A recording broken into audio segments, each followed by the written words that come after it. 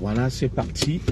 Et je fais ce petit live très tôt ce matin parce qu'il faut changer aussi des habitudes. Voilà, vous voyez, il est 6h38 en France, à Paris. Je m'en vais au travail, le Zigli va au travail. Et à travers cette vidéo, je vais inciter des paresseux, des clasheurs et autres qui sont sur les réseaux sociaux et ceux qui sont partout au Cameroun et dans le monde, qui mendient, qui demandent de l'argent, qui demandent de l'aide. Alors, montrons aussi le bon exemple à la postérité qui nous regarde, qu'on peut se lever tôt le matin, à 6h40, on va au bureau, on va travailler, on va à ses activités. C'est pour ça que j'ai essayé de rompre avec des vieilles habitudes, pour vous démontrer que Junior Zogo se lève tôt. Alors toi qui viens tout le temps me clasher, m'insulter, que commissaire, fiche le camp, chômeur, clochard, oh, commissaire Zogo, ton sponsor, Bruno Bidjan Amougoubelinga est allé en prison, tu n'auras plus rien. Me voici qui vais au travail. Je salue comme ça tous les nombreux travailleurs, ceux qui se lèvent tôt et même ceux qui se couchent tard pour gagner leur vie, parce que véritablement on n'a aucune fierté, je dis bien aucune fierté à dépendre des autres. On n'a aucune fierté à dépendre des autres. Je vous dis donc bonjour à travers les 4 coins du monde, depuis le Cameroun, depuis l'Afrique, l'Asie, les Amériques, l'Océanie, l'Antarctique, depuis même le paradis on travaille et même l'enfer on travaille. Alors le travail est loin de nous, 3 grands mots, l'ennui, le vice et le besoin. C'est pour ça que lorsque vous verrez quelqu'un toujours qui s'ennuie, quand on s'ennuie on est obligé d'être vicieux. Et quand on s'ennuie, on est obligé d'être méchant et jaloux. Sortons donc, levons-nous, allons travailler. Nous sommes dans des grands pays où on peut faire des formations, où on peut avancer, où on peut évoluer. Et moi, j'avais dit qu'il faudrait que chacun montre aussi le bon exemple en se levant très tôt et en allant travailler. Toi qui viens donc m'insulter, que tu verras, tu n'auras plus rien. Me voici qui vais au travail pour gagner ma vie. Nous sommes probablement le 29 février. Mon salaire a été viré. Je finis aujourd'hui à 17h et à 14h30, j'aurai une réunion avec des partenaires où je représente mon service. J'ai été mandaté par mon directeur. Nous lançons donc ce direct, c'était une petite mise au point. Sortons des clashs, des insultes, des milliardaires virtuels et dans leur tête, allons travailler. Montrons à la postérité le bon exemple et que chacun le fasse chaque matin, chaque soir, que moi, tel, je me lève tôt, je vais travailler. Arrêtons seulement de critiquer Paul Biya, Ferdinand Ngongo, Samuel Eto'o et le reste. Arrêtons d'insulter tout le monde sans jamais prouver ce que nous sommes, sans jamais démontrer à la postérité qui nous sommes. Alors, c'est parti donc pour ce petit live. Vous allez m'accompagner tout au long, mesdames et messieurs, de mon itinéraire. J'enlève la lumière, je prends l'autoroute. Alors, je vais parler, mais vous ne me suivrez pas, vous ne me verrez pas. Je vais parler, mais vous ne me verrez pas. C'est donc parti. Vous m'excuserez pour ce petit live.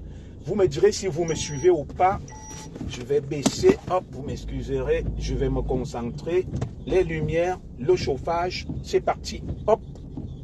C'est parti. Junior Zogo vient donc de laisser sa petite famille. Madame Zogo ne travaille pas aujourd'hui. Même mes petits-enfants sont debout. Même ma fille, elle est debout. Tout le monde est debout ici pour aller travailler et bosser. Sortons donc de la paresse. Je vais vous montrer sur l'autoroute comment ça trime en Europe, comment ça travaille dur. Donc arrêtons tout ça. Allons travailler. Arrêtons tout ça. Allons travailler. Les gens, ils sont debout partout à cette heure. Ils attendent. Vous les verrez, des bus et tout. Des petits travailleurs, des femmes de ménage. Des petits travailleurs, des femmes de ménage et autres. Tout le monde est debout. Tout le monde est debout. Tout le monde est debout. Voilà. Tout le monde est debout à cette heure. Allons donc travailler. Allons travailler. Est-ce que vous m'entendez ou pas? Est-ce qu'il y a le son ou pas? Vous m'entendez ou pas? Si vous m'entendez, dites-moi. Voilà. Je conduis, je suis sur l'autoroute. Alors, madame, messieurs, comme je le disais, ça ne sert à rien de rester là et ne rien faire. Toi qui m'insultes donc, nous sommes donc un jeudi 29 février. Lève-toi aussi, vous voyez les bus là. Les bus et autres. Il y a des bus. Voilà. il y a des bus et autres. Vous voyez tout ça, des bus et autres. Les gens se lèvent tôt, ils vont au travail. Je suis parti moi aussi, hop, pour l'autoroute. Donc vous ne me verrez pas parce que je suis sur l'autoroute. Et c'est parti. C'est parti, voilà. Alors, je disais que pour le direct d'aujourd'hui, madame, messieurs, pourquoi je me lève tôt le matin pour vous parler? Il faut rompre aussi avec les vieilles habitudes. Je fais toujours mes directs les jours de repos, de récup, le soir, le matin. Il faut aussi faire un direct très tôt le matin. Je salue comme ça donc certains travailleurs. J'aime bien, je vais leur rendre hommage. Il y a une de nos sœurs là, mon épouse a acheté des produits chez elle. Elle vend des produits à Château-Rouge, je la salue. Je crois une certaine Nadège Lebel. Nadège Lebel, c'est une fille étonne. J'aime bien ce qu'elle fait parce que le matin, elle va toujours se lever. Elle dit, je suis chef d'entreprise, je vais au travail. Et vous ne verrez jamais quelqu'un l'encourager. Et moi, je lui fais un coup de chapeau. J'aime bien ce qu'elle fait. Je salue tous les travailleurs, tous ceux qui se lèvent tôt pour aller travailler. Madame, monsieur, je les salue. Alors là, sur l'autoroute, je vais aborder le vrai sujet. Pourquoi au Cameroun, il n'y aura pas de changement?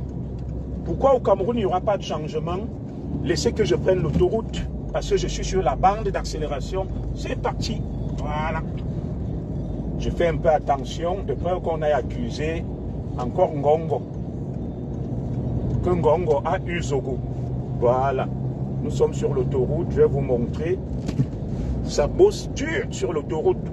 Des camions et tout ça, vous verrez. Ça bosse très dur. Donc toi qui restes à ne rien faire, est-ce que tu vois ça? Voilà. Est-ce que tu vois ça? Toi qui restes à ne rien faire, est-ce que tu vois ça? Je suis sur l'autoroute. Ça bosse dur. C'est déjà plein là. Bondé, bondé. Vous avez vu? Voilà. Moi-même, je suis là. J'ai mis le chauffage. Ça roule. Ça va très vite. Tout le monde est pressé. Tout le monde travaille. En Occident, nous les accusons nuit et jour. Oh, l'Occident, oh, ceci. Vous avez vu? Avant 7 heures, l'autoroute est bondée. Les camions. Tout le monde se presse pour aller au travail. Vous voyez les feux là. Arrière des véhicules. Tout est rouge. Tout est rouge. Allons travailler.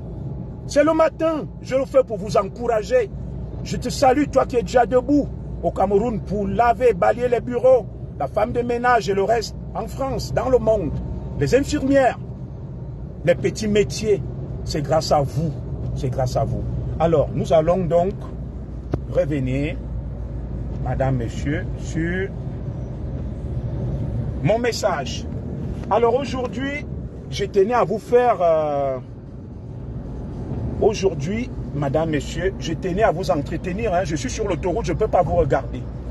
Je tenais à vous entretenir aujourd'hui sur le changement au Cameroun. Pourquoi le Cameroun ne va pas changer? Le Cameroun ne va pas changer parce que les acteurs qui clament haut et fort, qui veulent le changement, ne veulent aucun changement. Ils ne veulent aucun changement, vous comprenez? Ils ne veulent aucun changement tel que je vais vous le démontrer. Tout ce qui les anime, c'est autre chose que le changement. Excusez-moi, hop. Ils ne veulent aucun changement. J'ai fait une fausse manœuvre, hop, voilà.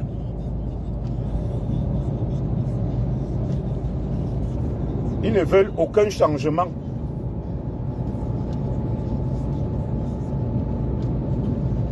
Voilà. Tout ce qui vous parle là ne veulent aucun changement. Je vais vous le prouver. Vous avez vu par exemple des gens qui disent qu'ils réclament le changement, mais ce qui les motive, c'est la haine de l'autre. Comment comprendre que le même gouvernement que certains disent combattre avec le président Biya, ils disent qu'ils veulent que le président Biya parte et quitte le pouvoir, mesdames et messieurs. Mais curieusement, chaque fois que le gouvernement, le président Biya, qui dit se détester, va prendre une décision qui les arrange, selon leur lubie, selon leur haine, ils sont contents, ils sont d'accord. Alors dites-moi, où est le changement qu'ils veulent? Où est le changement qu'ils veulent? Voilà le cas d'Amourou Belinga. On a vu. le cas d'Amourou Belinga. Dès que Amourou Belinga est mis en difficulté, torturé, ou écho, par le gouvernement qui disait détester, ils sont d'accord, ils sont contents. Ils sont d'accord, ils sont contents. Dès que le gouvernement arrête Bruno Bidjan, le même gouvernement qui déteste, ils sont contents, ils sont d'accord.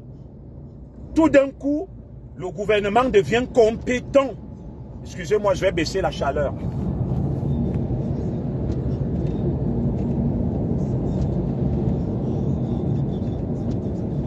Voilà, je baissais un peu la température. Elle était trop forte. Elle était trop forte. Vous voyez, ça bosse dur. Ça se bouscule, ça roule à 130. Ça va très vite, très vite. Alors, comment comprendre donc que ça va très vite, hein? Voilà, vous voyez, ça va très vite. Comment comprendre que le gouvernement qui dit se combattre, quand le gouvernement persécute certains citoyens, surtout des enfants de la forêt, ils sont contents, ils sont d'accord.